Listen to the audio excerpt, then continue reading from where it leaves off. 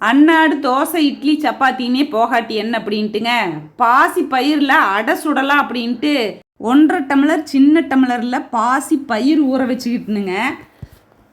ஒரு சேர் சோளம் ஊற வச்சேன். ஒரு சேர் அப்படின்னா ஒரு 1/2 டம்ளர், அதே டம்ளரில் 1/2 டம்ளர் சோளம் ஊற வச்சுருங்க.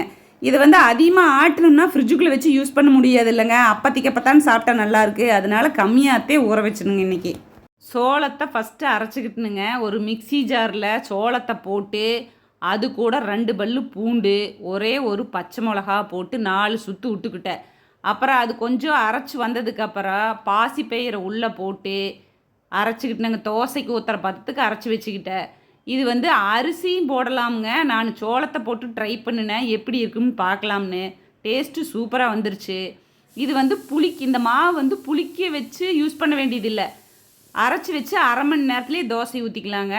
டேஸ்ட்டு சூப்பராக இருந்தது. அது கூட தேங்காய் சட்னி வச்சுருந்துனுங்க. சோளம் போட்டதுனால தோசை வந்து நல்லா மொறுமொறுன்னு வந்தது. அது வந்து டேஸ்ட் எப்படி இருந்ததுங்கன்னா, பாசிப்பயிறு வந்து ஆம்லெட் டேஸ்ட்டு வந்ததுங்க. டேஸ்ட்டு வந்து சூப்பராக இருந்தது.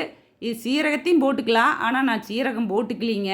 இது வந்து சோளம் வந்து நம்ம தோட்டத்து சோளம், பாசிப்பயிரும் நம்ம தோட்டத்து பாசிப்பயிருங்க.